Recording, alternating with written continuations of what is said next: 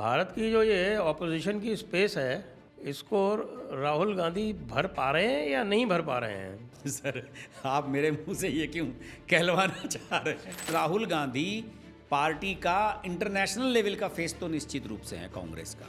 गोविंद वल्लभ जी कई बार बोलते हैं ना कि साहब कि जो आदमी मैनिफेस्टो बना रहा था आज से 30 साल पहले, वही आज भी मैनिफेस्टो बना रहा है। जिसे मुसलमान अपना दुश्मन मानता है उसे गाली दे दो तो मुसलमान आपकी तरफ अपने आप ही आ जाएगा। 14% को ही आकर्षित करने की कोशिश करते रहेंगे तो 86% अपने आप पोलराइज हो जाएगा। 2024 के चुनाव के बाद बीजेपी की जीत का एक पैटर्न दिखता नज़र आ रहा है। खासतौर से जिन राज्यों में बीजेपी थी, एग्जिस्ट कर रही थी, वो बड़े लेवल पे जा रहा है। हरियाणा में बड़ी जीत, फिर उसके बाद महाराष्ट्र में उससे बड़ी जीत, फिर दिल्ली में उससे बड़ी जीत, तो ये अब होता चला जा रहा है। और ये वास्तव में कहीं ना कहीं जो वोटर है उसके दिमाग पे भी ये असर करने लगा है कि भाई ये जो है इन्हें तो सिर्फ मुसलमानों की बात करनी है, मुसलमानों के वोट चाहिए, तो मैं इन्हें वोट क्यों। तो राहुल गांधी और इन लोगों को सेटबैक तो वो लगा ही है। मैंने अपनी जो किताब लिखी थी उसका कायदे से मैंने हेडिंग इसलिए हिंदुत्व की हैट्रिक अपनी ऐसा कर दिया कि भाई जो जनता पीड़ित थी कि साहब मुझे महंगाई और इन सब चीज़ों से पीड़ित है, उसके बावजूद भी आपको इतनी सीटें जो दे रहा है वो इसी वजह से दे रहा है कि भाई उसे आपकी हिंदुत्व वाली जो अप्रोच है वो पसंद है और उसी वजह से वो आपके साथ आया था। और जैसे योगी जी बार बार आजकल कह रहे हैं कि इतने 209 हिंदुओं को मारा गया वहाँ पे संभल में, एक स्पेसिफिक फिगर दी। संभल की कोई चर्चा नहीं होती थी, मुरादाबाद की तो हुई, मुरादाबाद के दंगों की बात होती, मेरठ में मलियाला कांड हुआ था उसकी बात होती, इन सब चीज़ों की होती थी। लेकिन सर संभल एक अलग चीज़ एक निकल के आई है। वहाँ उन्होंने पत्थर मारने वालों ने ये एक बहुत बड़ा पत्थर मारा है। इस पत्थर से पूरी राजनीति का बड़ा एक शिफ्ट हुआ है। और जो लोग अभी 2024 में मोदी के खिलाफ वोट दे के आए हैं या बीजेपी के खिलाफ लोकसभा चुनाव में वोट दे के आए यूपी में, वो सब अब देखिएगा आप उत्तर प्रदेश के चुनाव में बीजेपी को वोट करेंगे। और संभल को एक सिंबॉलिक बना दिया है, तो संभल को लेके जो है संभल के चलना पड़ेगा इन्हें।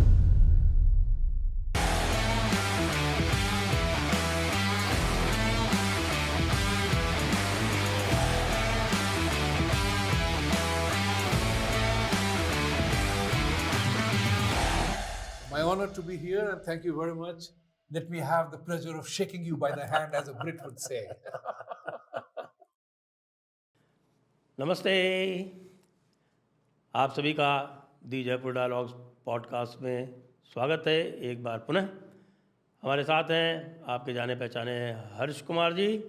नमस्कार, आपका स्वागत है हर्ष जी। धन्यवाद। और आज हम थोड़ी बात करेंगे राजनीतिक गतिविधियों पर, राजनीति पर जो चल रही है आजकल। तो सबसे पहले मैं आपको ये पूछूंगा कि साहब ये भारत की जो ये ऑपोजिशन की स्पेस है, इसको राहुल गांधी भर पा रहे हैं या नहीं भर पा रहे हैं? आपको क्या लग रहा है, क्या चल रहा है उनका आजकल? सर मुझे तो अभी यही समझ में नहीं आ रहा है कि राहुल गांधी का अपनी पार्टी में क्या स्पेस है। वो सर्वे सर्वा है, सब कुछ है, लेकिन सर पावर विदाउट अकाउंटेबिलिटी है उनके पास। हाँ सर, लेकिन आप ये भी मानिए कि उनकी जो टीम है 4 या 5 लोगों तक ही सीमित है। कांग्रेस में कभी जब एनडी तिवारी, मोतीलाल वोरा ये सब लोग हुआ करते थे और उसके बाद फिर अहमद पटेल, तो उस समय से ये चीज़ें चलती चली आई हैं कि साहब गांधी फैमिली हमेशा कुछ लोगों से घिरी रहती है। और जो कांग्रेस पार्टी का पुराना कार्यकर्ता था, पुराना नेता था, जो 4-4, 5-5 बार के सांसद रहे हुए थे, वो लोग भी जब सोनिया गांधी से या किसी से मिलने की बात करते थे उन्हें कहा जाता था कि जाइए साहब अहमद पटेल से बात कीजिए पहले। अब राहुल गांधी के समय में केसी वेणुगोपाल उस भूमिका में आ गए हैं, उन्होंने उनको घेर लिया है।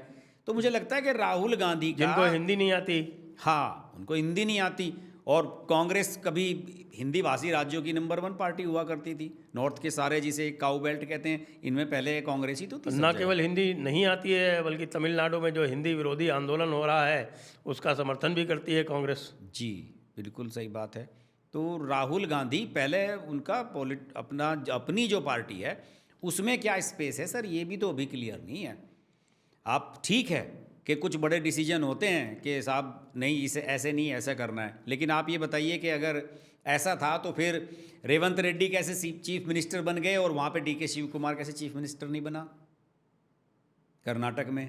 तो राहुल गांधी, मुझे लगता है कि जो एक थ्योरी चलती है परिवार के अंदर भी इनकी, कि भाई माँ और बेटे के बीच में किसी की चीज़ को लेके तालमेल नहीं है, वो सब, उन सब चीज़ों के भी कहीं ना कहीं कुछ है कि भाई माँ ने ये तय किया हुआ है कि हाँ ठीक है, इसकी इतनी बात तो हम मान लेंगे, इतनी बात हम नहीं मानेंगे।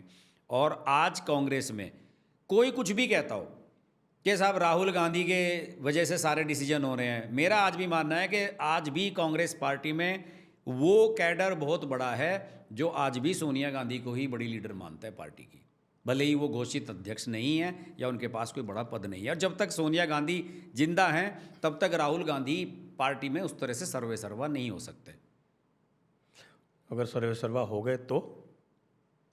नहीं सर, हो ही नहीं सकते, होंगे नहीं, तो मतलब वो तो भाई- हाइपोथेटिकल एक भाई क्वेश्चन है। सोनिया गांधी जी भी 75 की हो गई, तो किसी न किसी दिन वो सर्वे सर्वा होंगे ना, तब क्या होगा? सर आप मेरे मुंह से ये क्यों कहलवाना चाह रहे हैं? मैं तो कह रहा हूँ। हाँ लेकिन अजर अमर तो कोई भी नहीं है ना। हाँ सर, उस परिस्थिति के लिए देखा जाएगा, उस बारे में अभी भविष्यवाणी नहीं की जा सकती कि उस समय क्या नहीं, होगा। एक सिचुएशन है ना, राहुल गांधी ही सर्वे सर्वा हैं, अब क्या होगा? अब राहुल गांधी सर्वे सर्वा है तो फिर राहुल गांधी के हिसाब से ही चलेगा। और नहीं, कितने बचेंगे फिर कांग्रेस में? नहीं सर, कांग्रेस के साथ हैं अभी, राहुल गांधी की वजह से जो पार्टी में नाराज थे उनमें तो एक आपके सचिन पायलट को छोड़ के बाकी सब जा चुके, जो राहुल गांधी की चीज़ों से या राहुल गांधी के समय में जो प्रॉमिस किए गए कि भाई आपको हम ये देंगे वो देंगे, एक उनमें से सचिन पायलट रुका हुआ है और बाकी कहाँ है? शशि थरूर जाने के लिए तैयार बैठे हैं। शशि थरूर तो लगातार कर रहे हैं। शशि थरूर ने तो राजीव चंद्रशेखर को तुरंत बधाई दी बीजेपी अध्यक्ष बनने पे कि राजीव चंद्रशेखर को मैं बधाई देता हूँ, बढ़िया आदमी है राजीव चंद्रशेखर। तो शशि थरूर तो कल उनसे लीड करवा दिया गया डिबेट लोकसभा में। हाँ, तो वो चीज़ें हैं सब, लेकिन राहुल गांधी की जो पार्टी के अंदर एक लॉबी है, आपको ये मानना पड़ेगा वो 4-5 लोगों तक ही सीमित है। और उसकी पार्टी में आज सोनिया गांधी के रहते हुए आज भी राहुल गांधी का वो रुतबा नहीं है। आप ये नहीं कह सकते कि भाई राहुल गांधी किसी चीज़ को बिल्कुल फाइनली कर देंगे तो वही चीज़ होगी। लेकिन वह जाति जनगणना तो राहुल गांधी का ही यूएसपी है ना, ये सोनिया गांधी ने तो पहले कभी नहीं कराया। तो ये जो सोरोस के साथ में जो लिंकअप है, ये तो राहुल गांधी ने ही विशेष तौर से किया है ना।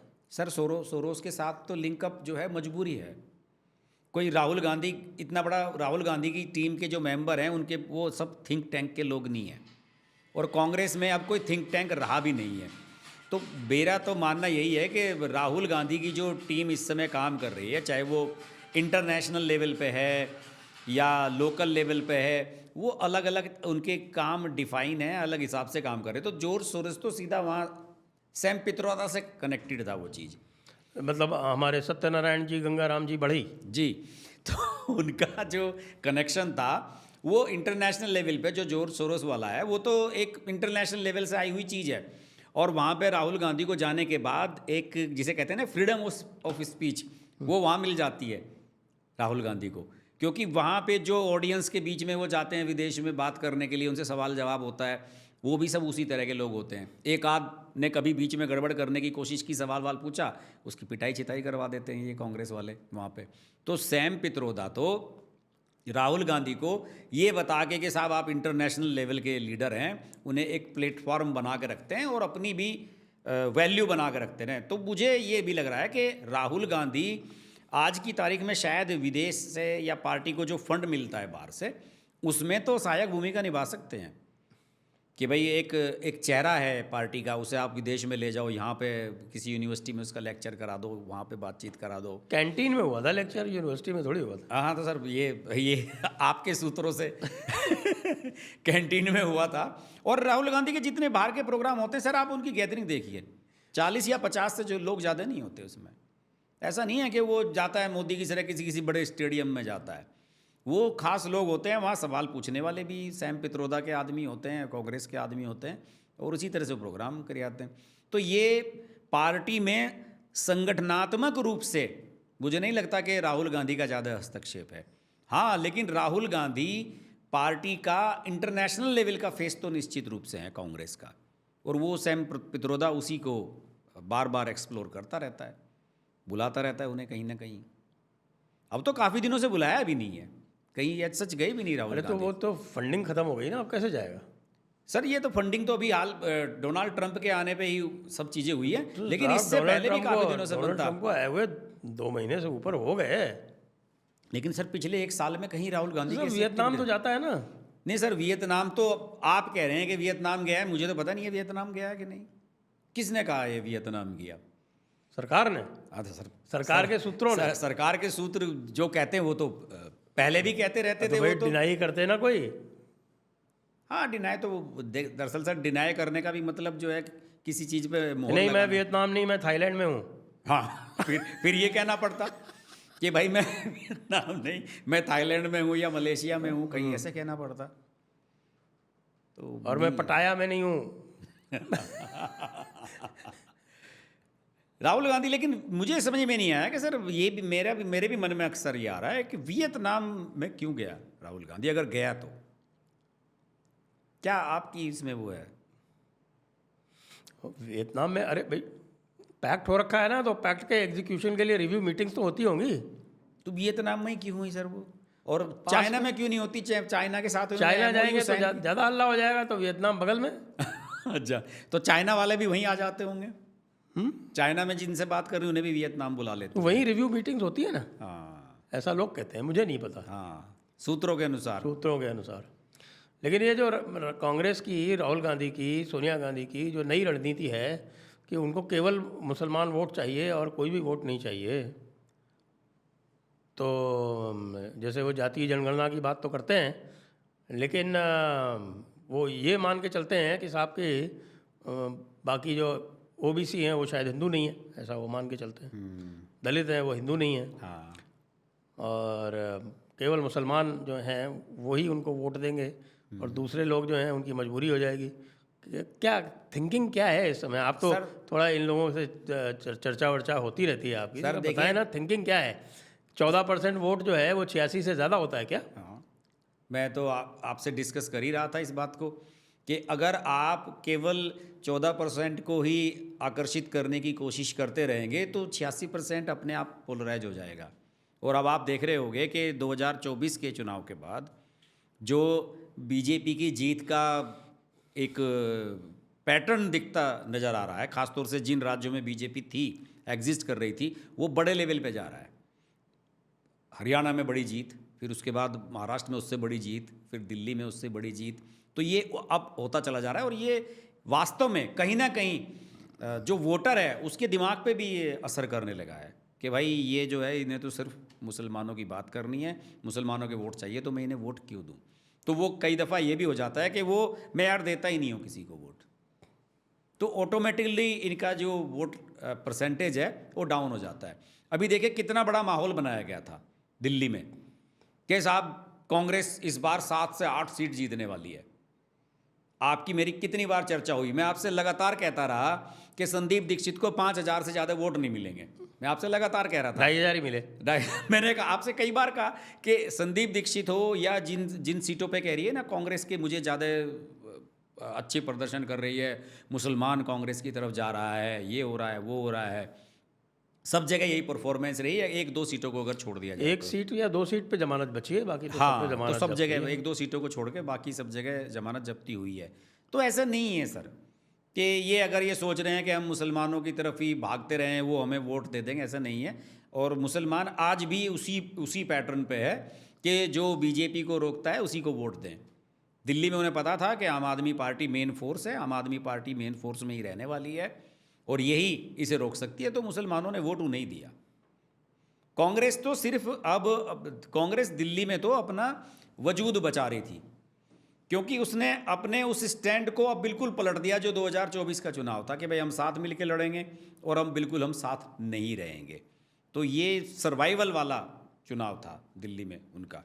तो कांग्रेस अगर ये सोच रही है कि 14% वोट पे आप फोकस करके जीत लेंगे, तो ये गलती कर रही है और बार बार इस गलती को दोहरा रही है। और कांग्रेस में सर सबसे बड़ी कमी ये है कि वो अपनी खामियों को, अपनी कमियों का रिव्यू नहीं करते हैं।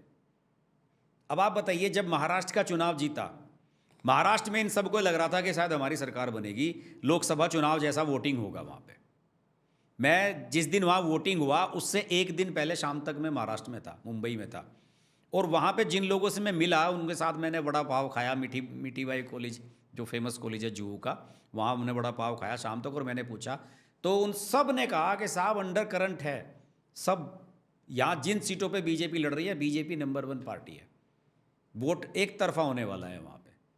तो उसी तरह से हुआ। और अब उसके बाद राहुल गांधी ने उन चीज़ों को तो कभी नहीं देखा, उन चीज़ों का तो रिव्यू नहीं किया कि हम प्रदर्शन बढ़िया क्यों नहीं कर पाए, और एक पैसेज दे दिया अपनी पार्टी के कैडर को ही कि हम ईवीएम पे दोष मढ़ दें, या जो वोटर लिस्ट है कि साहब 1 करोड़ वोटर कैसे बढ़ गए लोकसभा चुनाव से विधानसभा चुनाव के बीच पे। तो उसने अपनी पार्टी के जो कैडर है, अपनी पार्टी के जो लीडर्स हैं, उनको खुद ही एक बहाना दे दिया कि यार जब हमारा लीडर ये बोल रहा है कि उसकी वजह से हम हार गए, तो हाँ हम उसकी वजह से हार गए, जबकि सब जानते हैं कि किस वजह से हारे हैं। गलत पार्टी का साथ होने से, गलत पार्टी के साथ गठबंधन में होने से, या जो भी और पार्टी की टिकट वितरण में जो खामियां थी उसकी वजह से हारे। तो ये उसकी थ्योरी तो कायदे से ये होनी चाहिए थी। उत्तर प्रदेश में ये करते हैं तो उत्तर प्रदेश में कभी रिव्यू नहीं करते। दिल्ली में इस बार इन्होंने कोशिश की, पहली बार फर्स्ट टाइम अजय माकन और सब लोगों ने दबाव बनाया कि भाई ऐसा है कि हम अरविंद केजरीवाल और इनके साथ रह के कभी भी दिल्ली में सर्वाइव नहीं कर सकते। तो इसी वजह से अब आप ये देखें ना कि इनसे तो नई पार्टी थी आम आदमी पार्टी, वो यहाँ दिल्ली में इनके साथ है और पंजाब में इनके साथ नहीं है।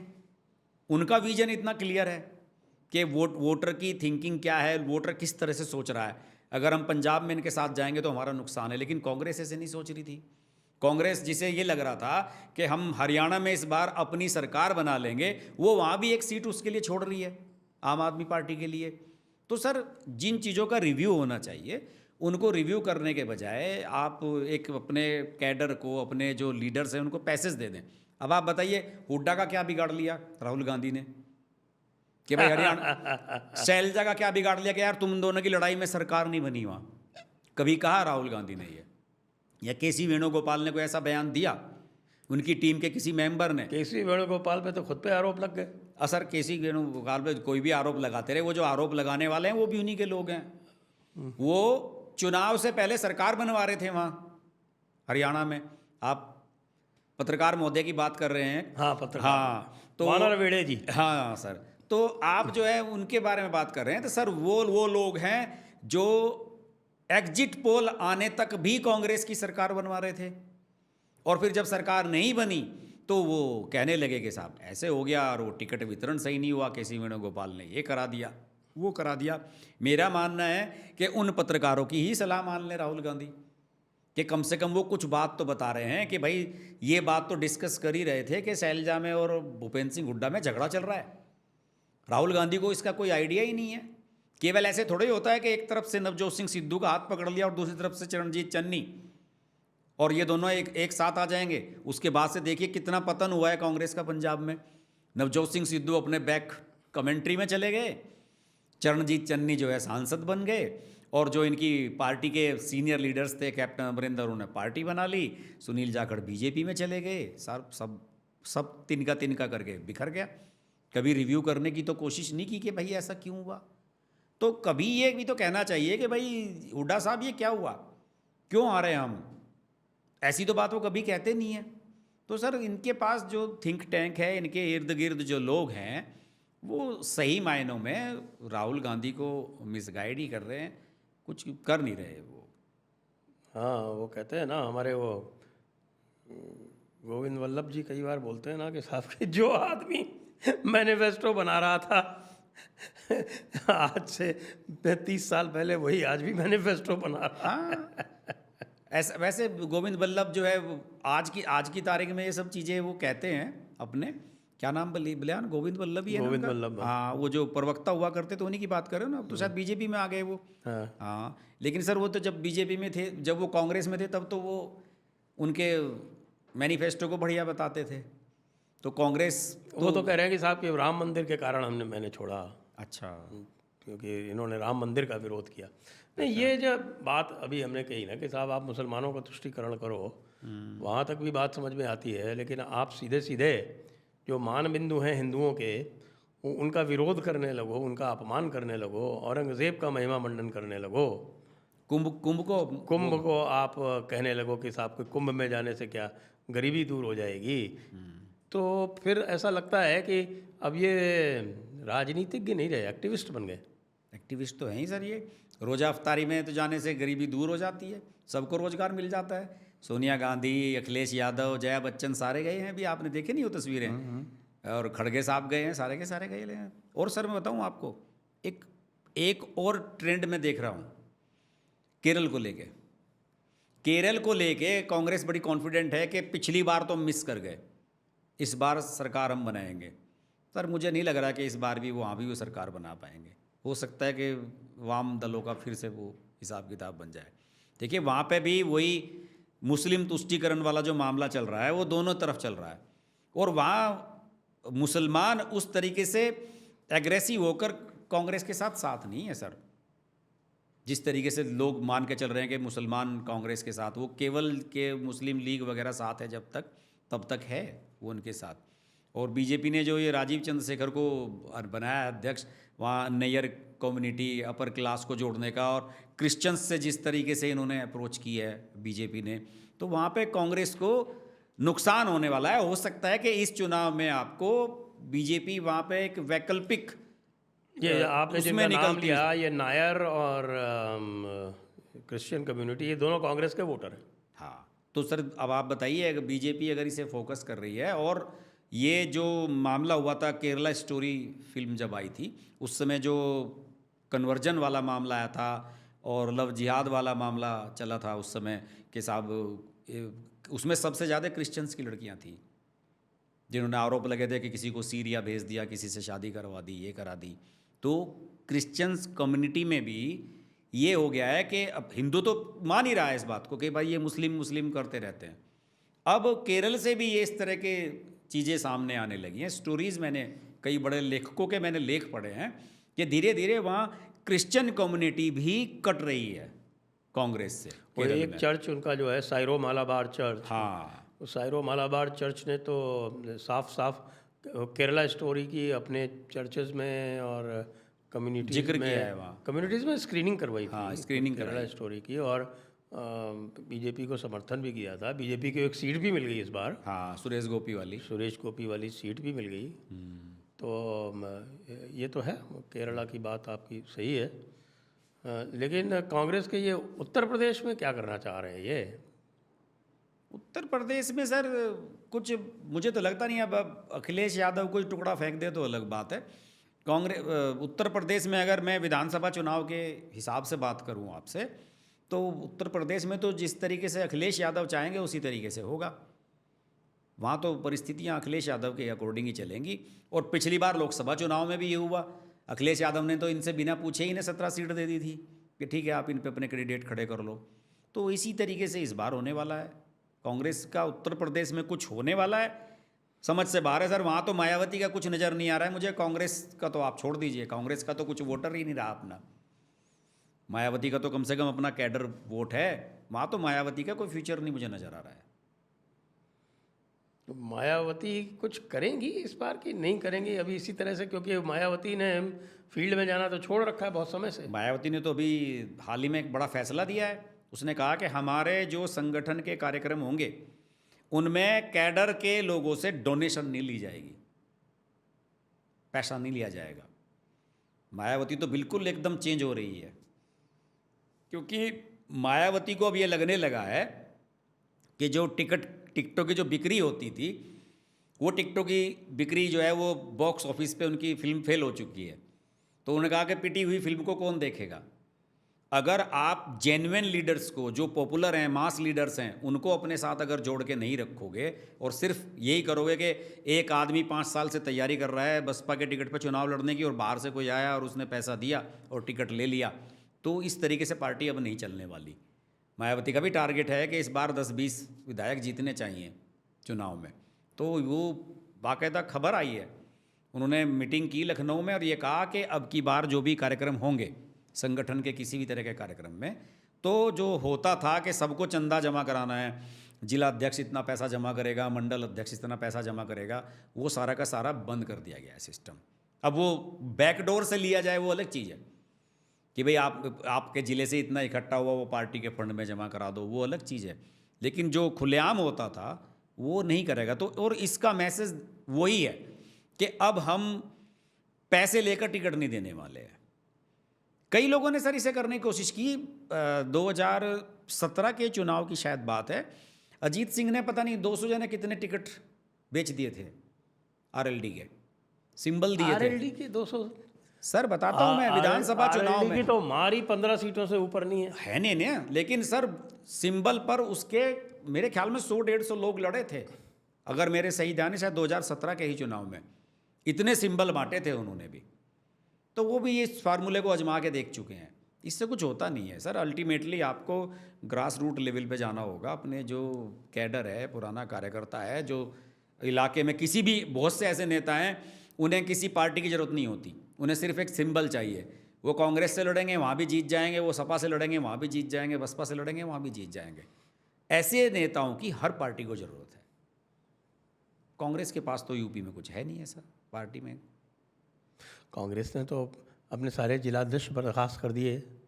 तो सर ये तो करते ही रहते हैं। अखिलेश यादव ने भी सारे अध्यक्ष अपने बर्खास्त कर दिए थे, सबको हटा दिया था। हुआ क्या सर, कांग्रेस जैसी पार्टी जो पूरा का पूरा चुनाव सब्स्टिट्यूट अध्यक्ष के दम पे लड़ गई। कि साहब आप बताइए कि जो प्रियंका गांधी के नेतृत्व में तो चुनाव लड़ा गया सारा का सारा 2022 का, और वो जो अजय कुमार लल्लू थे इनके जो अध्यक्ष थे, उनसे सवाल जवाब किया जा रहा है कि आप कारण बताओ, नोटिस भेजा जा रहा है उन्हें, और उन्होंने अपना रेजिग्नेशन जो है ऑफर कर दिया, और उसके बाद भी कहा जा रहा है कि नहीं साहब अभी आप जब तक अगले अध्यक्ष की नियुक्ति नहीं होती तब तक आप ही काम देखते रहो। इस तरीके से तो कांग्रेस चलती है सर, कैसे काम होगा? सब्स्टिट्यूट हर जगह नहीं चलता ना। लेकिन जो हमारे अखिलेश बाबू और कांग्रेस में कंपटीशन है मुसलमान वोट के लिए। सर वो तो दिल्ली वाली मैंने आपको बात बताई है। नहीं, लेकिन ये इसलिए है कि राहुल गांधी कॉन्फिडेंट हैं कि मुसलमान उनके साथ जाएगा, ना कि अखिलेश के साथ में। इसीलिए वो कह रहे हैं कि हम ज़्यादा सीटें लेंगे, पिछली बार जितनी सीटें से काम नहीं चलेगा। कि आपने 17 सीटें दी हैं तो 17 सीटों के हिसाब से 17 × 5 85 तो मिनिमम है, हमें 100 सीटें चाहिए। अगर ऐसा होता तो सर दानिश अली जीत गया होता। दानिश अली क्यों नहीं जीता? दानिश अली इसी वजह से नहीं जीता। तो जो वोटर है वो जानता है उसे किसे वोट देनी है, किसे नहीं देनी है। दानिश अली क्यों नहीं जीता? अब सर लोगों को एक तो वहाँ पे उस तरह का माहौल नहीं बन पाया, और लोगों को लगा नहीं कि ये उस तरीके का कैडर है। मेरे ख्याल में वहाँ पे बसपा ने भी शायद कोई मुस्लिम कैंडिडेट दिया था, जहाँ तक मेरी जानकारी है, क्योंकि ये तो कांग्रेस में चला आया था। तो वोट डिवाइड हो गया, कंफ्यूज हो गए लोग, इसलिए दानिश अली नहीं जीता। तो ये कोई ज़रूरी नहीं है कि आप मुसलमानों की बात करके मुसलमान को टिकट दे के, ज़रूरी है कि मुसलमान तो सर जैसे दिल्ली में किया ऐसे ही यूपी में करेगा। और यूपी में तो मुझे मुसलमान के सामने समाजवादी पार्टी को वोट देने के अलावा कोई रास्ता नज़र नहीं आ रहा है। वो अल्टीमेटली उसी को वोट करेंगे। राहुल गांधी की कितनी भी कोशिश कर ले वो होगा नहीं। इससे बेहतर तो होता कि राहुल गांधी महाकुंभ में डुबकी लगा के कुछ 10-20 लाख हिंदुओं को खुश कर देते। हाँ, कुछ ऐसे कांग्रेसी हैं जो कांग्रेसी सर ऐसे हैं, आज भी यूपी में भी हैं, दिल्ली में भी हैं, सब जगह हैं। वो सारे के सारे जो कांग्रेसी हैं वो कांग्रेस को ही वोट देते हैं ऐसे बहुत सारे कांग्रेसी कि कांग्रेस को ही वोट देना है हमको, तो वो देते हैं उनको वोट। अगर लेकिन वो मेरे ख्याल से अब सब 70 के पार वाले लोग हैं। हाँ, बहुत कम रह गए हैं तो ऐसे ही हैं, यंग जनरेशन में नहीं है। ये जो 90s से पहले पैदा हुए लोग हैं उन्हीं में कुछ बचे हैं। 90s के बाद वाले तो बिल्कुल नहीं है, क्योंकि उन्होंने कांग्रेस की वो ग्लोरी और वो सब चीज़ें देखी नहीं है यहाँ पे। तो अखिलेश जी जो हैं, जो आप देखते हैं कि जब उपचुनाव का जो रिज़ल्ट आया यूपी में 10 में से 8 भारतीय जनता पार्टी और डिस्टिंक्शन के साथ बीजेपी प्लस आरएलडी, जो 10 में से 8 जो उन्होंने सीटें निकाल ली। तो आपको लगता है कि वैसे नॉर्मली ये कहते हैं कि भाई बाई इलेक्शन रूलिंग पार्टी का होता है, तो क्या इसको एज ए सैंपल लिया जा सकता है 2027 के लिए? सैंपल नहीं सर, ये तो संकेत है, मुझे लग रहा है बिल्कुल स्पष्ट। नहीं, ये संकेत के रूप में लिया जा सकता है हाँ क्या? बिल्कुल सर, यही तो कह रहा हूँ मैं कि ये संकेत है कि 2027 में क्या होने वाला है उत्तर प्रदेश में। ये होने वाला है, ये जो अब की बार 250 सीटों पे थी बीजेपी यहाँ उत्तर प्रदेश में, 252-56 कितनी थी, उससे तो ज़्यादा ही आने वाली हैं सीटें। उससे ज़्यादा आने वाली? बिल्कुल सर, नीचे नहीं जाएगी, उससे बढ़िया परफॉर्मेंस इस बार रहने वाली है। और पिछली बार आप समझ लीजिए कि सारी चीज़ें एक्सट्रीम पे चली गई थी कि साहब समाजवादी पार्टी ने ये मान लिया था कि अखिलेश यादव वापस आ रहे हैं। हाँ, दूसरे आरएलडी में जयंत चौधरी भी मान के बैठा था कि यार सपा गठबंधन की सरकार बनेगी। ओम प्रकाश राजभर भी मान रहा था, स्वामी प्रसाद मौर्य भी मान रहा था, सारे के सारे सबको ही लग रहा था। तो वो सर एक्सट्रीम था, इतना हाईली पोलराइज्ड था। और किसान आंदोलन तथाकथित जो चला था दिल्ली की सीमाओं पे, इसका भी वो था। अभी तो कुछ भी नहीं नज़र आ रहा है ऐसा। तो फिर कैसे ये मान लें कि पिछली बार के मुकाबले जो है यूपी में बीजेपी का प्रदर्शन बढ़िया नहीं रहेगा। मुझे तो सर लग रहा है कि 300 के आसपास पहुंचेगी इस बार। वो जो मोदी जी का 400 पार भले ही नहीं हुआ, योगी जी का 300 पार इस बार होगा निश्चित रूप से।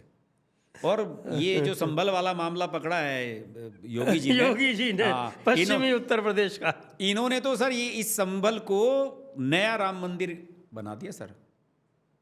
राम मंदिर तो अब वो बात रही नहीं कि मंदिर बन गया, एक वो सैचुरेशन पॉइंट आ गया भावनाओं का और उसका। लेकिन ये जिस लेवल पे इसे लेके जा रहे हैं संभल को, और बार बार तमाम इंटरव्यूज़ में ये बात कह रहे हैं कि साहब हमने अपने इतने प्रतीक चिन्ह जो हैं वो सब इतने वापस ले लिए हैं और इतने बचे हुए हैं, तो ये सीधे जनता के माइंड को स्ट्राइक करने वाली चीज़ है सर। और आज की तारीख में देखिए, लोग बाग ये तो कहते रहते हैं कि साहब ये नहीं हुआ, महंगाई बढ़ रही है, महंगाई बढ़ रही है। आम जो एक जनता है, आम जो एक वोटर है, मिडिल क्लास, वो सब ये मानता है कि साहब भैया महंगाई कभी कम नहीं होती, इसके रेट हमेशा बढ़ते ही हैं। सोने का भाव कभी कम नहीं होता, कभी 9,000 रुपये तोला था तो अब 95,000 रुपये तोला हो गया है। ये मानती है जनता कि भाई ये चीज़ें तो बढ़नी ही बढ़नी है। लोगों की सैलरी भी बढ़ रही है, लोगों का लिविंग भी ऊपर जा रहा है, सब चीज़ें बढ़ी बढ़ी हैं। तो लोग ये मानते हैं कि कम से कम यार इसने ऐसे सब्जेक्ट के बारे में सोचा और हमारे सामने लेके आए जिसके बारे में कभी किसी ने सोचा ही नहीं है। और जैसे योगी जी बार बार आजकल कह रहे हैं कि इतने 209 हिंदुओं को मारा गया वहाँ पे संभल में, एक स्पेसिफिक फिगर दी उन्होंने, 209 हिंदुओं को मारा गया आज़ादी के बाद से आज तक संभल में। तो सर ये हम और आप भी पहले चर्चा नहीं करते थे इस बात पे, आप बताइए। संभल की तो चर्चा नहीं हुई कभी, संभल की कोई चर्चा नहीं होती थी। मुरादाबाद की तो हुई, मुरादाबाद के दंगों की बात होती, मेरठ में मलियाला कांड हुआ था उसकी बात होती है, इन सब चीज़ों की होती थी। लेकिन सर संभल एक अलग चीज़ एक निकल के आई है। और सर ये वास्तव में जो है ये वहाँ उन्होंने पत्थर मारने वालों ने ये एक बहुत बड़ा पत्थर मारा है। इस पत्थर ने जो है, इस पत्थर से पूरी राजनीति का बड़ा एक शिफ्ट हुआ है। और जो लोग अभी 2024 में मोदी के खिलाफ वोट दे के आए हैं या बीजेपी के खिलाफ लोकसभा चुनाव में वोट दे के आए यूपी में, वो सब अब देखिएगा उत्तर प्रदेश के चुनाव में बीजेपी को वोट करेंगे। और संभल को एक सिंबॉलिक बना दिया है, तो संभल को लेके जो है संभल के चलना पड़ेगा इन्हें। तो संभल के कहाँ चल रहे हैं, वो तो पूरी तरह से रोज़ नए बयान देते हैं अखिलेश जी, तरह तरह के अजीब अजीब वो गरीब। कभी औरंगज़ेब के समर्थन में बयान दे देते हैं, कभी बाबर के समर्थन में बयान दे देते हैं, कुंभ की निंदा करते हैं, नहा भी आते हैं। और आजकल वैसे अयोध्या नरेश के बारे में बात कर नहीं रहे हैं, अयोध्या के राजा। अयोध्या के राजा को तो सर राहुल गांधी भी कभी जो है अगली लाइन में बैठा रहे थे, पार्लियामेंट में अपने बगल में बैठा रहे थे अखिलेश को भी, और अयोध्या के राजा को भी बैठा रहे थे बगल में। और देखिए अखिलेश यादव को तो सर ये करना ही पड़ेगा, औरंगजेब और इन सब की जो अपना थ्योरी है वो कैसे करेंगे। एक वो पुराना किस्सा है, वो कहीं मैंने किसी चैनल पे सुना था कि अरुण जेटली जो है बीजेपी के युवा नेता थे उस समय, और वीपी सिंह के साथ जा रहे थे वहाँ, शिवसेना का कोई कार्यक्रम था, तो शिवसेना गठबंधन में थी, वीपी सिंह प्राइम मिनिस्टर थे, तो शिवसेना के बारे में जो है वो कुछ बयान दे दिया यहाँ के सांप्रदायिक पार्टी है, फलाना है, दिल्ली में उन्होंने।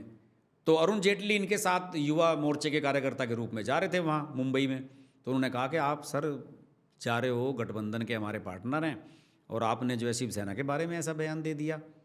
तो उस समय वीपी सिंह ने अरुण जेटली से ये कहा कि भाई जिसे मुसलमान अपना दुश्मन मानता है उसे गाली दे दो, तो मुसलमान आपकी तरफ अपने आप ही आ जाएगा। तो उस समय बाल ठाकरे हिंदू हृदय सम्राट थे और वो सब चीज़ें थी। तो सर ये तो अखिलेश यादव भी उसी फार्मूले पे चल रहे हैं। आप बताइए इसके अलावा विकल्प क्या है उन्हें कहने के अलावा? नहीं, लेकिन ये विकल्प जो है ना वो अब थोड़ा अंतर है, क्योंकि पहले ये कुछ कहा करते थे, ठीक है, वो इस समय इंफॉर्मेशन का लेवल ये नहीं था। अब तो हम इंफॉर्मेशन एज में हैं, और अब तो हिंदू भी रिएक्ट करता है। पहले तो हिंदू जो है वो एक तरह से निष्प्रह रहता था, पैसिव रहता था। अब तो हिंदू रिएक्ट करता है। हाँ, तो करेगा वो, रिएक्ट करते रहो। ये तो ये देखिए सर, ये रिएक्ट कराना चाहते हैं मुसलमान को, नहीं तो और देखिए उसका एंटी रिएक्शन होगा हिंदुओं में। इंदिरा तो ये तो जी नुकसान- वगैरह जो थी, या आप उसके पहले जो भी ये लोग किया करते थे, तो ये तुष्टीकरण तो करते थे लेकिन ज़्यादा बोलते नहीं थे। पब्लिक में हिंदुओं को रुष्ट करने वाली बातें नहीं करते थे। मंदिर भी जाते थे, इंदिरा जी तो खूब मंदिर जाती थी, आपको पता ही है। राजीव गांधी भी जाते थे, उन्होंने तो अयोध्या का ताला तक खुलवा दिया राम मंदिर का। लेकिन अब ये जो नई पौध है कांग्रेस की और रीजनल पार्टीज़ की, ये ना केवल मुसलमानों का एक्शन में तुष्टीकरण करती है, बातों में भी तुष्टीकरण करती है, और बातों में हिंदुओं के ऊपर चोट भी करती है। सर उस समय भी तो ये जो इनकी जो ये पॉलिसी है, इसके कारण आप देख रहे हैं कि हिंदू कंसोलिडेशन काफ़ी तेज़ी से बढ़ा है। यही तो मैं कह रहा हूँ, वो चुनाव दर चुनाव बढ़ रहा है। ये 2024 के बाद और ज़्यादा ये हरियाणा में सबसे अधिक देखा गया, महाराष्ट्र में देखा गया, दिल्ली में देखा गया। ये इनके गढ़ हुआ करते थे, जो इनके जीतने वाले राज्य थे इंडिया अलायंस के, जो 100% इनको ये आशा थी कि भाई देखिए हमने इनको धक्का दिया है, हम 99 तक पहुंच गए हैं, इनको 240 पे ला के ठोका है, और इसके बाद हम ये 3-4 चुनाव और जीत जाएंगे तो बिल्कुल हम तो इनको जीने नहीं देंगे, हम इनके 5 साल पूरे नहीं होने देंगे। ये बात कही थी खुद राहुल गांधी ने कही थी। हाँ बिल्कुल कही थी। इन्हें तो ये लग ही रहा था ना, ये तो बात हम शुरू में डिस्कस कर ही चुके हैं कि भाई इन्हें ये लग रहा था कि जो लोकसभा चुनाव में 5 सीटें कम हो गई हरियाणा में बीजेपी की, और यहाँ पे महाराष्ट्र में नंबर 1 पार्टी कांग्रेस बन गई लोकसभा चुनाव में, तो वो सब चीज़ें तो उन्हें लग ही रहा था कि हमारी जो है हमारा सिनेरियो बनेगा।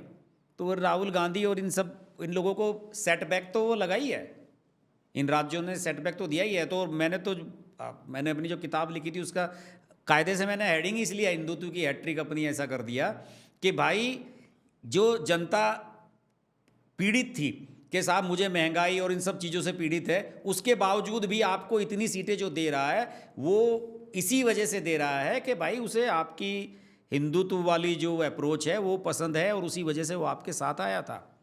इसी वजह से आप उसे मेंटेन रखो, वो आपके साथ रहेगा। तो अब ये इन चुनावों से तो और स्पष्ट होता चला जा रहा है, और ये देखिए 2029 तक भी हो सकता है कि इसका असर देखने को मिले। और ये जो कांग्रेस ने कन्हैया कुमार को लॉन्च किया है बिहार में, इसके बारे में क्या सोचते हैं आप? सर जो कांग्रेस राहुल गांधी को लॉन्च नहीं कर पाई वो कन्हैया कुमार को क्या लॉन्च करेगी सर? कन्हैया कुमार जो है सर, ये सब फुस कारतूस हैं, फुस पटाखे हैं। और आज की जो पॉलिटिक्स है उसमें एज सच, जैसे ये वामपंथी कहा करते हैं कि साहब बहुत अच्छा वक्ता है, बहुत अच्छा नेता है, फला है, जनता में जोश भर देता है। सर उस तरह की राजनीति का अब ज़माना रहा नहीं है। वामपंथी लाल लाल झंडे लेके घूमते थे, भाषण दिया करते थे, डिबेट्स करा करते थे। उस तरह की राजनीति अब होती नहीं है। और बिहार की जो राजनीति है वो तो आपको पता ही है कि वहाँ तो जात बिरादरी और इससे आगे ऊपर चलता नहीं है कुछ भी। मुझे तो बस सिर्फ इतना लगता है कि हो सकता है कि अगर लालू वगैरह इन्होंने कन्हैया को एक्सेप्ट किया और चलने दिया वहाँ पे, हालांकि मुझे लगता नहीं कि कांग्रेस और ये साथ रह पाएंगे चुनाव तक, अभी 6 महीने हैं, पता नहीं क्या होगा।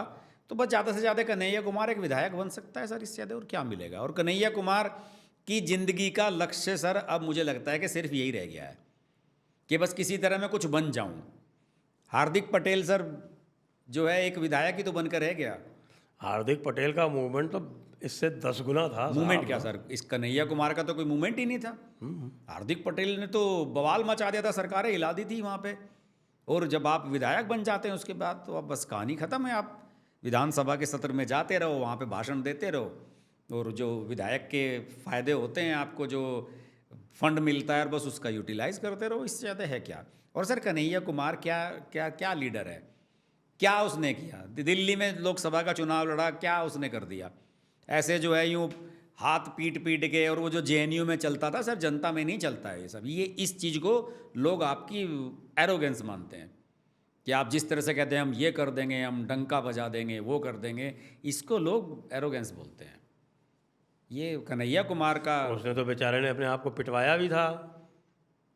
सर वो तो चलता रहता है इन लोगों का।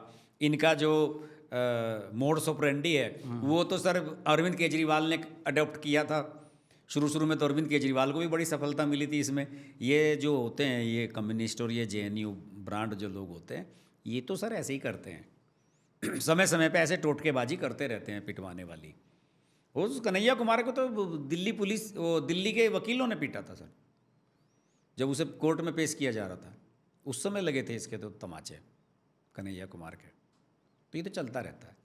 बिहार में तो मुझे नहीं लगता कि कन्हैया कुमार लिया है, किसी को लिया है, कोई उनका वहाँ तो होने वाला अंक गणित चलती है सीधे है। सीधे। हाँ वहाँ सर कास्ट पे और उस पर चुनाव लड़ा जाता है वो। और पिछली बार कहाँ भी plus हो गया। अगर चिराग पासवान ने विद्रोह नहीं किया होता नीतीश कुमार से, तो ज़्यादा आसान होती इनकी जीत जो थी। वो मार्जिन पे जो दिख रही थी, वो आराम से जीतते। हाँ बिल्कुल सही बात है। और अब की बार तो चिराग पासवान वेल सेटल्ड है शुरू से ही। लेकिन सर पता नहीं क्यों, आपसे याद होगा कि जब महाराष्ट्र के चुनाव को लेकर हम डिस्कस किया करते थे, मैंने आपसे कई बार कहा था कि अगली बार मुख्यमंत्री देवेंद्र फडणवीस बनेंगे।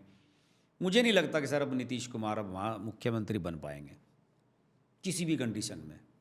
आपको क्या लगता है?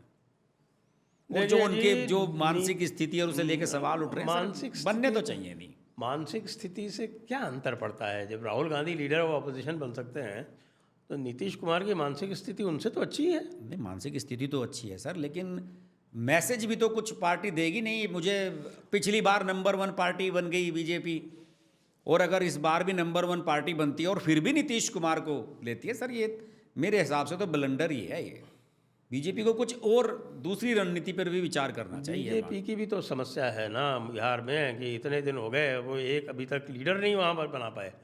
अरे अन्नामलाई बन गया तमिलनाडु में, वो तो अभी अभी नया नया आया है, कितने साल हुए उसको आए हुए।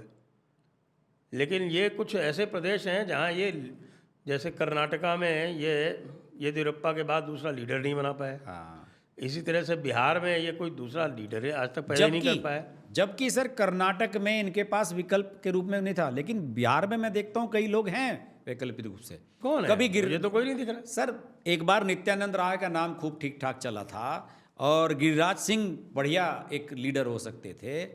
रविशंकर प्रसाद का भी आप यूज कर सकते थे। कभी उस बारे में सोचा ही नहीं है। पता नहीं इन लोगों को क्यों। बिहार के जो मेन लीडर हैं, देखिए गिरिराज सिंह ने कितना बढ़िया चुनाव लड़ा था, कन्हैया कुमार को 4.5 लाख वोटों से हराया था। ऐसे लोगों को क्या आप, ऐसे लोग हर पार्टी को जरूरत है कि किसी भी लोकसभा सीट से आप चुनाव लड़ा दो वो जीत जाते हैं। तो पहले तो ये कहते थे कि रविशंकर प्रसाद के बारे में कहते थे कि भाई ये राज्यसभा के आदमी हैं।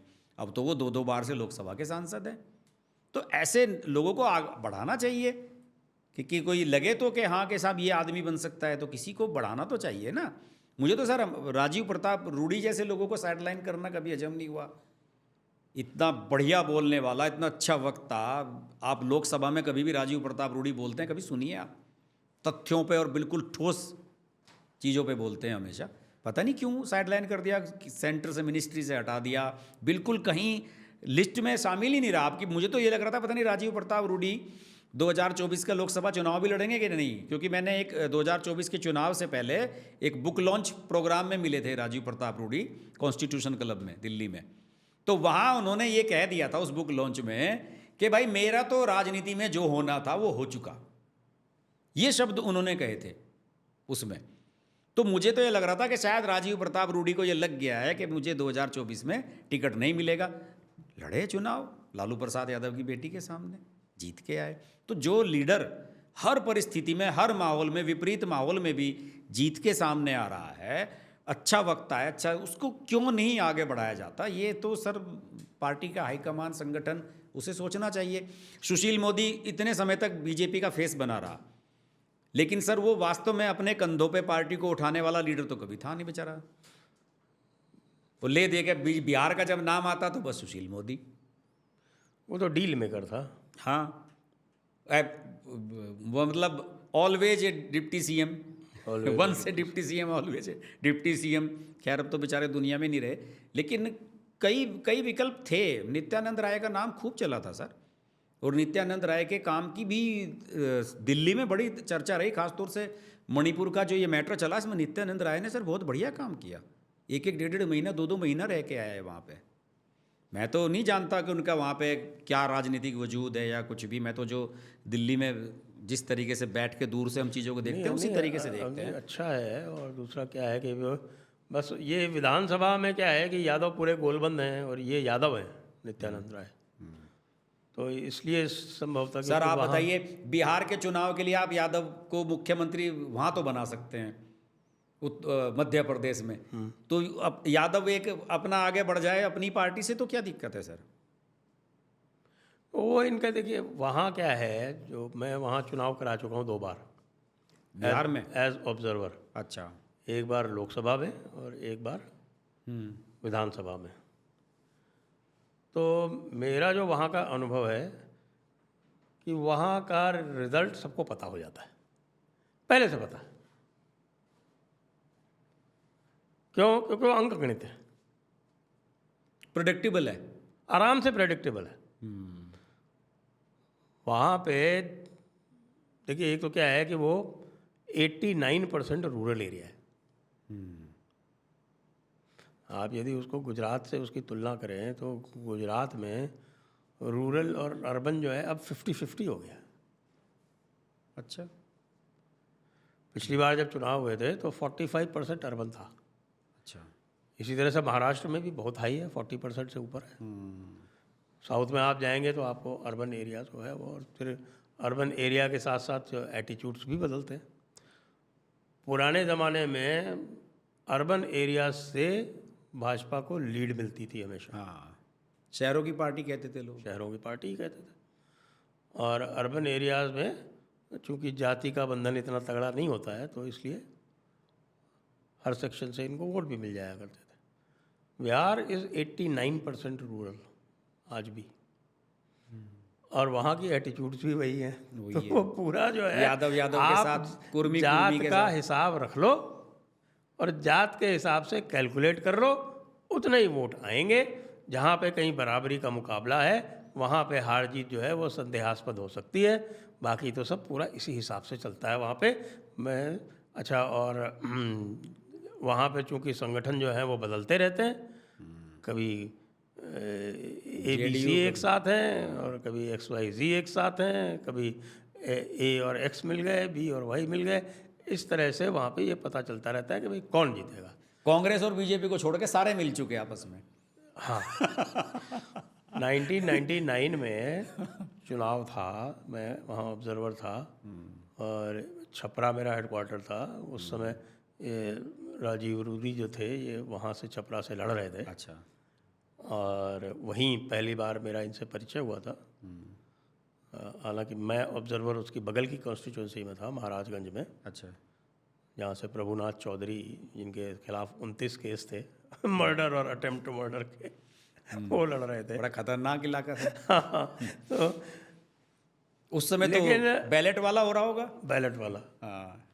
लेकिन रिजल्ट बिल्कुल क्लियर था। अच्छा। अब रिजल्ट जैसे छपरा जो है वो बड़ी कंटेस्टेड कंस्टिट्यूंसी है। अच्छा। तो छपरा में डाउट था भाई कि भाई इधर या उधर हो सकता है। राजीव प्रताप रूडी का। हाँ, राजीव प्रताप रूडी 15,000 से ही जीते थे। लेकिन ओवरऑल तब झारखंड साथ में था, 54 सीटें थी। तो ये पता था कि हाँ भाई वो जो अटल जी का वो तीसरे वाला रिजिम वो था, उसमें जीते थे। जी हाँ, जी हाँ, जी हाँ। इधर 40 सीटें तो 40 के आसपास, ऊपर नीचे 1-2 कर लो, बिहार से ये तो आएंगी ही आएंगी। इतना क्लैरिटी होती थी वहाँ पे। या दूसरी बार जैसे हुआ था आपके 2010 में जब मैं गया था, उस समय नीतीश का जो पहला विधानसभा जो था वो पूरा पहला कार्यकाल पूरा हुआ था, और लोगों में बड़ा उत्साह भी था क्योंकि वो सुशासन बाबू वाला कार्यकाल था। तो ये बिल्कुल स्पष्ट था कि भाई स्वीप करेंगे ये।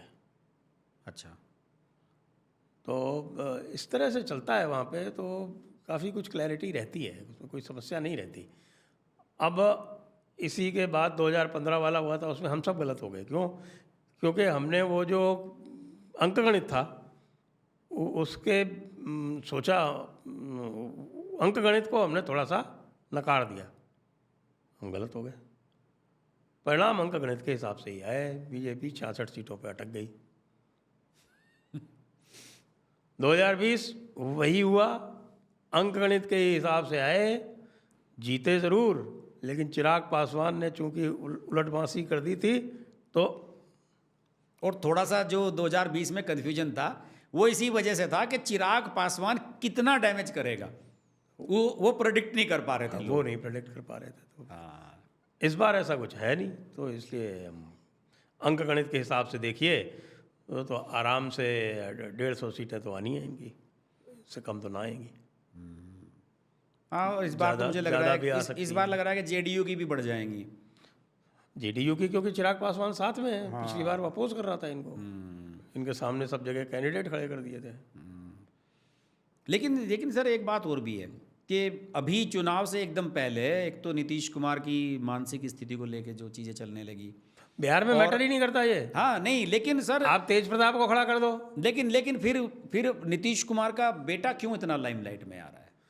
अब नीतीश जी का क्या है, वो उनकी पार्टी का दबाव है, क्योंकि नीतीश जी के पास वो जो कुर्मी कोयरी वोट है लगभग 7-8%, वो सॉलिड उनके पास है। तो उनकी पार्टी के लोग भी चिंतित हैं कि भाई नीतीश जी को कुछ हो गया तो फिर तो क्या इस होगा? वोट का क्या होगा? हाँ, तो कैडर का दबाव है, तो कैडर का दबाव है, तो मुख्य कारण वो है, क्योंकि कई लोगों ने उनके यहाँ वो आपके RCP सिंह थे, वो भी चूँकि कुर्मी हैं, उन्होंने भी ट्राई किया कि भाई अध्यक्ष उनको काफ़ी कुछ तो नीतीश ने बनाया, तो उन्होंने भी ट्राई किया कि साहब कि मैं इसको कब्जा लूँ, कब्जा नहीं पाए। तो वो नीतीश के परिवार के साथ ही रहेगा। चाहे यहाँ वहाँ ये भी है कि भाई परिवार के साथ ही रहता है। जैसे अगर लोग आंदोलन और वो जो जातीय समीकरण है उन्हें भूल जाते हैं कि असल में परिवार प्राइवेट लिमिटेड है। जैसे रामविलास पासवान का ले लीजिए, तो उनके भाई ने बड़ा ट्राई किया, लेकिन वोट तो चिराग के साथ ही रहा। अरे सर, अरविंद केजरीवाल का देखो ना, अगर आम आदमी पार्टी में अगर विकल्प की बात करते हैं तो उसकी पत्नी को ही विकल्प मानते हैं। संजय सिंह, मनीष सिसोदिया जैसे लोग कहते हैं कि सुनीता केजरीवाल होनी चाहिए, किसी और के साथ जाने के लिए तैयार ही नहीं है कि भैया केजरीवाल का भी सब्स्टिट्यूट कौन हो सकता है, तो वो सुनीता केजरीवाल को माना गया। पार्टी के अंदर जो आंदोलन से निकल गया, ये तो फिर भी जातीय और उस बाकी सेटअप से निकल के आई पार्टियां हैं। लेकिन सर या तो बीजेपी मॉडल लाओ कि साहब की परिवार होना ही नहीं चाहिए। उसकी हिम्मत नहीं है, क्योंकि बीजेपी ने जो है ये जो वोट का वीटो होता है कि ये जात बिरादरी या धर्म के नाम पर जो वोट है, उस वीटो को तो बीजेपी ने काफ़ी हद तक बड़े लेवल पे ब्रेक किया ही है। जो जिंक्स हैं वो कई तो ऐसे तोड़ ही दिए हैं इन्होंने, तो उस तरह से ये तोड़ने की कोशिश नहीं करते। ये उसी तरह से चाहते हैं कि जैसे अखिलेश यादव है कि मुलायम सिंह यादव के बाद अखिलेश को ही बना दो तुरंत, तो वो जो कैडर है और निचले लेवल तक जो मैसेज है वो पार्टी में ये चला जाएगा कि भाई जैसे पहले चल रही थी ऐसे ही चलती रहेगी, कोई विकल्पहीनता की स्थिति नहीं है। तो शायद इसी वजह से नीतीश कुमार अपने बेटे का नाम चला रहे हैं या आगे बढ़ा रहे हैं।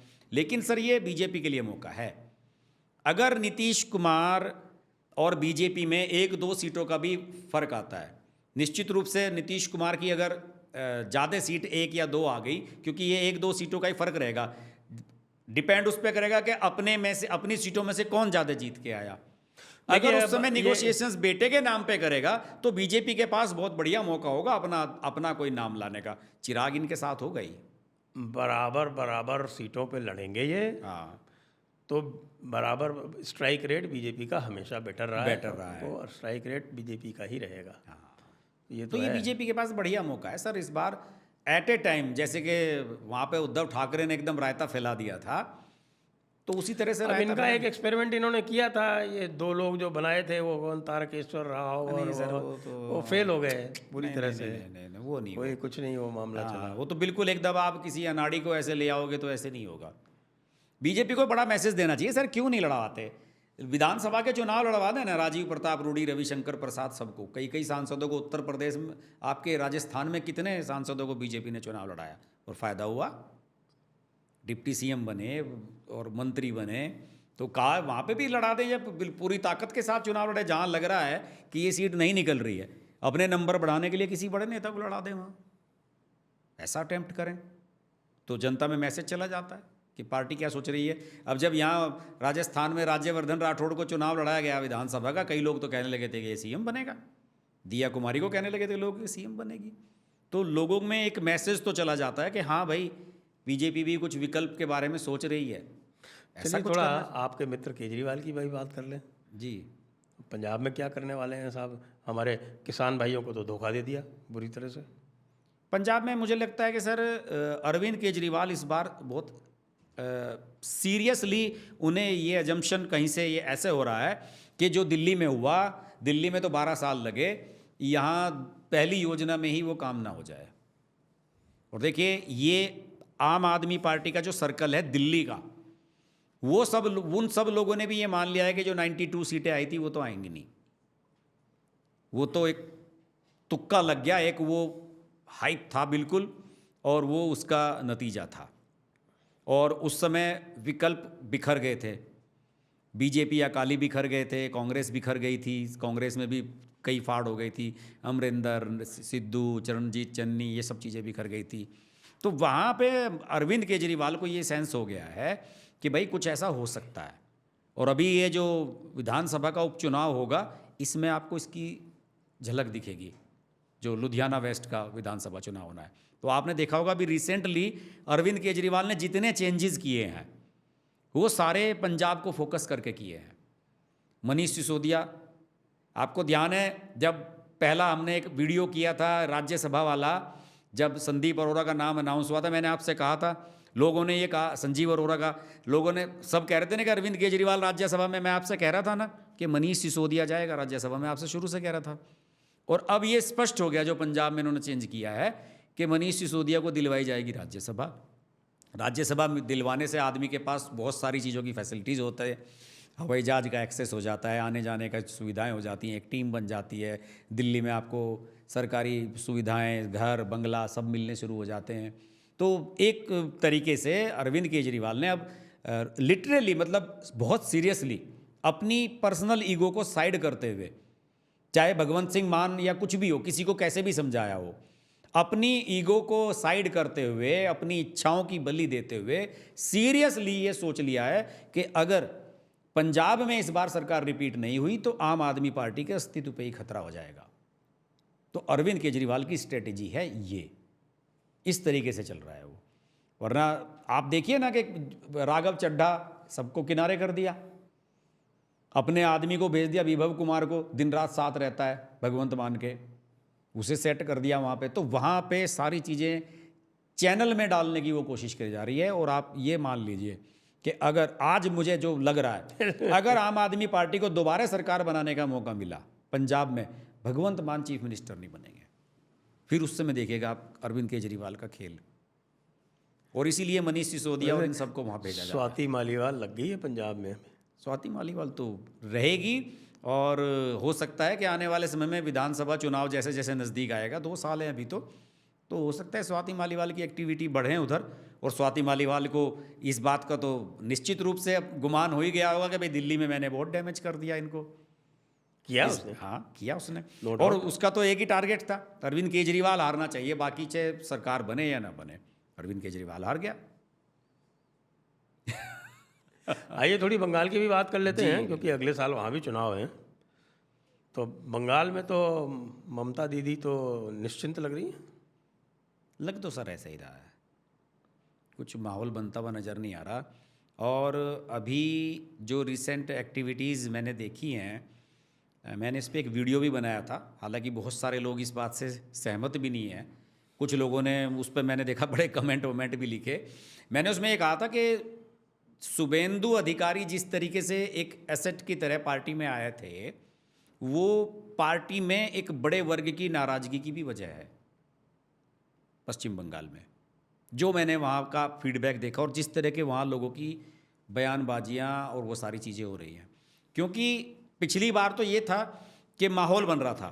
अमित शाह ने कहा था कि 200 पार करना है इस बार पश्चिम लेकिन बंगाल एक बात में। आप देखें, पिछली बार जो था, जो इन्होंने बंगाली चेहरा सामने नहीं रखा, उसका बड़ा नुकसान हुआ, क्योंकि दीदी ने बहिर्गतो करके कि साहब बाहरी लोग जो हैं वो बंगाल में ये कब्ज़ा जमाना चाहते हैं। ये मैं बंगाल में रहा हूँ, तो मैं वहाँ जानता हूँ वहाँ की ये है कि साहब की अगर कोई बंगाली बाबू सामने नहीं है तो उनको लगता है कि साहब हम उनको वो लगता है कि हम सुपीरियर हैं।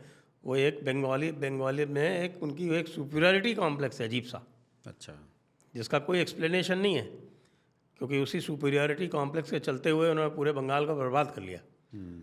कि जो प्रदेश 26% इंडस्ट्रियल आउटपुट देता था भारत का, वो अब 3% पे आ गया है। तो इसी सुपीरियरिटी कॉम्प्लेक्स में कि साहब के यहाँ, क्योंकि सेंटर से बिल्कुल अलग एक वो नीति अपनाई ना उन्होंने कि जिसकी सरकार सेंटर में उसकी सरकार यहाँ नहीं।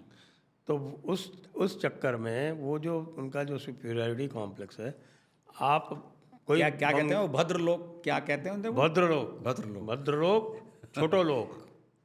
हाँ अब छोटो लोग जो हैं वो बीजेपी के साथ में हैं, हाँ। भद्र लोग आज भी बीजेपी के साथ में नहीं है। और वहाँ भद्र लोग के एक सेक्शन जब तक साथ में नहीं आए तब तक वहाँ माहौल ही नहीं बनता है। तो इसलिए मेरा ये मानना है कि इनको चाहे उसका फ़ायदा हो या नुकसान हो, थोड़ा बहुत नुकसान होगा लेकिन ज़्यादा फ़ायदा होगा। शुभेंदु अधिकारी, चूँकि वो ममता बनर्जी को डायरेक्ट कॉन्टेस्ट में हरा चुका है, हाँ। तो शुभेंदु अधिकारी को इनको प्रोजेक्ट करना चाहिए। यदि इन्होंने मुख्यमंत्री का चेहरा एक बंगाली के रूप में प्रोजेक्ट करके और उसको कैंपेन इंचार्ज नहीं बनाया और फिर से अमित शाह से कैंपेन करवाई, तो रिज़ल्ट भी वही आएंगे जो पिछली बार आए थे। हाँ, कुछ ना कुछ मतलब क्लियरिटी होनी चाहिए। और जो नीचे का आपका लेवल का कार्यकर्ता है उसे इस चीज़ का पार्टी की तरफ से एक मैसेज आना चाहिए कि भाई कुछ भी हो हम इन्हीं के साथ जाने वाले हैं। ये मैसेज क्लियर होना चाहिए। आप वो जो ये जो डमी के हिसाब से चलाना चाहोगे बंगाल को, तो नहीं चलेगा। हाँ, नहीं चल सकता, क्योंकि ये मैसेज जैसे आपने दिया उड़ीसा, छत्तीसगढ़, मध्य प्रदेश, राजस्थान, दिल्ली, सब जगह ये मैसेज गया। वो उस तरह का स्टेट नहीं है कि अगर- वहाँ पे पार्टी के मोदी के अगर नाम पे वहाँ- जीत के आ जाओ और किसी को भी बना दो। वो अगर वहाँ लोगों को तनिक भी ये संदेह हुआ तो वो आपके साथ नहीं जाएंगे। फिर तो दीदी बहिर्गतो करके निकाल ले जाएगी। उसको केवल ये कहने का है कि भाई यहाँ जो भी बनेगा डमी बनेगा, ऊपर से मोदी और दिल्ली शाह के- चलाएंगे, हाँ। दिल्ली चलाएगी। बस दिल्ली का नाम लेना नहीं कि पता चला कि वहाँ पर मामला उलट गया, नहीं बैठेगा फिर। हाँ, तो करना चाहिए। शुभेंदु अधिकारी पे अगर भरोसा है पार्टी को तो उसे फिर हेमंत बिस्वा शर्मा बनाए, दूसरा आगे बढ़ाएं, उसे प्रोजेक्ट और करें। देखिए जो इनकी बेस्ट स्टेट्स चल रही हैं, जहाँ हाँ, क्लैरिटी है, क्लैरिटी है। वो असम है, वो यूपी है और वो महाराष्ट्र है। हाँ, और तीनों स्थानों पर सीएम वो हैं जिनकी अपनी खुद की स्टैंडिंग है। हाँ, सही बात है, बिल्कुल सही है। और वो काम प्रशासनिक तरीके से, हर तरीके से नंबर 1 चल रहा है वहाँ पे। तो ये मॉडल इनको अपनाना पड़ेगा, नहीं तो मामला बैठेगा नहीं। जी, पश्चिम बंगाल के बारे में कुछ ना कुछ तो क्लियरिटी होनी चाहिए कि भाई या तो शुभेंदु अधिकारी हैं या न फिर नहीं है। और पिछली बार तो देखिए जब ये 2021 वाला चुनाव था, शुभेंदु अधिकारी लास्ट मोमेंट में आए थे और उस समय ये मैसेज ये था कि भाई जैसे और आए हैं मुकुल रॉय, फलाना ढिकाना, इतने सारे लोग आ रहे थे बड़ी संख्या में। और देखिए उस समय टीएमसी में भी ये मैसेज चला गया था कि इस बार ममता रिपीट नहीं हो रही हैं। टीएमसी के बड़े बड़े जो करीबी लोग थे वो छोड़ के बीजेपी में आ गए और फिर चुनाव के बाद एकदम से वो वापस चले गए। ये ठीक उसी तरह से जैसे उत्तर प्रदेश में अखिलेश यादव के पीछे भाग लिए थे सबके सब कि भाई ये आ रहा है, ये आ रहा है इसके साथ, और फिर पीछे से बैक हो गया। तो अब तो 5 साल का कार्यकाल हो चुका, और जिस तरीके से नेता प्रतिपक्ष बना रखा है शुभेंदु अधिकारी को, तो निश्चित रूप से पार्टी को स्पष्ट कर देना चाहिए कैडर अच्छा, में। वो एक्टिव भी है? एक्टिव भी है, और मेरा मानना है कि टिकट वितरण में भी सर फिर उसी आदमी की चलनी चाहिए जिससे अल्टीमेटली आप जिम्मेदारी इसे दे रहे हैं, उनकी माननी चाहिए, वरना फिर वो यूपी की और तरह हो वो जाएगा। जो पिछली बार जो इन्होंने दल बदलू लिए थे वो भी नहीं लेना चाहिए। हाँ, नहीं, दल बदलू नहीं लेना चाहिए, वो तो बड़ी गलती थी सर। दल बदलू नहीं लेना चाहिए, और जितने अब आ गए और 5 साल से आपके साथ हैं उनके साथ जाना चाहिए आगे। और कुछ वैसे फेसिस को भी चुनाव में उतारना चाहिए, जैसे अक्सर चर्चा चलती है क्रिकेटर्स वगैरह के बारे में नाम चलते हैं, कुछ ऐसे लोगों को भी उतारना चाहिए, चाहे वो भले ही रणजी ट्रॉफी का ही प्लेयर है, उसे उतारना चाहिए। देखिए ममता बनर्जी ने यूसुफ पठान को कहाँ से उठा के लाई, बड़ोदरा से, और वहाँ जिता लिया। अरे वो है मनोज तिवारी है ना, वो क्रिकेटर। हाँ। मनोज तिवारी को स्पोर्ट्स मिनिस्टर बना रखा है। मनोज तिवारी, मैं इंडिया ए टीम लेके गया था, बीसीसीआई ने मुझे मैनेजर अपॉइंट किया था इंडिया ए टीम का। अच्छा। 2010 में मनोज तिवारी मेरी टीम में था। अच्छा, वो अब स्पोर्ट्स मिनिस्टर है। हाँ। और एज स्पोर्ट्स मिनिस्टर वो रणजी ट्रॉफी खेल रहा था। अभी खेलता है मनोज तिवारी? इस बार नहीं खेला, लास्ट ईयर तक एज स्पोर्ट्स मिनिस्टर वो रणजी ट्रॉफी खेल रहा था। हाँ, तो ममता बनर्जी तो करती रहती है सर। जब ममता बनर्जी को ये लगता है कि ये सीट में नहीं निकाल सकते, किसी फिल्म स्टार को ले आओ, किसी क्रिकेटर को ले आओ, किसी ऐसी सेलिब्रिटी को ले आओ, चाहे कहीं से भी मैनेज करो किसी तरह। बंगाल में तो बहुत है ऐसा कुछ, किसी फुटबॉलर, एक प्लान कल क्लियर होना चाहिए कि भाई हम इस तरीके से पश्चिम बंगाल के चुनाव को जीतने जा रहे हैं। हम पश्चिम बंगाल में बीजेपी के पास आने के लिए लोगों में दम भी चाहिए। ममता से डरते हैं लोग बहुत। हाँ, सौरभ गांगुली जैसे लोग डरे रहे। सौरभ गांगुली के घर पे अमित शाह जय शाह डेरा डाल के बैठे रहे, सौरभ गांगुली नहीं माना। बीसीसीआई का प्रेसिडेंट बना दिया उसको इसी उसमें, फिर भी नहीं, फिर भी नहीं माना। हिम्मत नहीं पड़ी। हाँ, हिम्मत नहीं पड़ी, डरते हैं। वो डर कैसे निकालेंगे ये भी इनको सोचना पड़ेगा। हाँ, और फिर एक डर वो है कि अगर नहीं बनी सरकार, और फिर वो जो रायता फैलता है चुनाव के बाद, क्योंकि पश्चिम बंगाल में तो नेचर है, चुनाव पूर्व हिंसा, चुनाव के दौरान हिंसा, और चुनाव के बाद पोस्ट पोल वायलेंस, ये सब चीज़ें हैं वहाँ पे कॉमन। और पिछली बार बीजेपी ने उसका टेस्ट कर ही लिया कि आप 77 सीट लाने के बावजूद भी आपकी हालत क्या कर दी उसने। हालत क्या कर दी, और ये लोग भाग लिए छोड़ के मैदान। उसका बड़ा गलत संदेश गया। जाके नहीं वहाँ साल भर तक, ना नड्डा जी गए ना अमित शाह गए। नड्डा जी गए थे ना, शपथ ली थी उन्होंने बंद कमरे में। घेर लिया था उनके काफिले को। आइए फिर आज की चर्चा को यहीं पर विराम देते हैं। सभी दर्शकों को बहुत बहुत धन्यवाद। हर्ष जी को बहुत बहुत धन्यवाद। जय हिंद, जय भारत, वंदे मातरम। नमस्कार।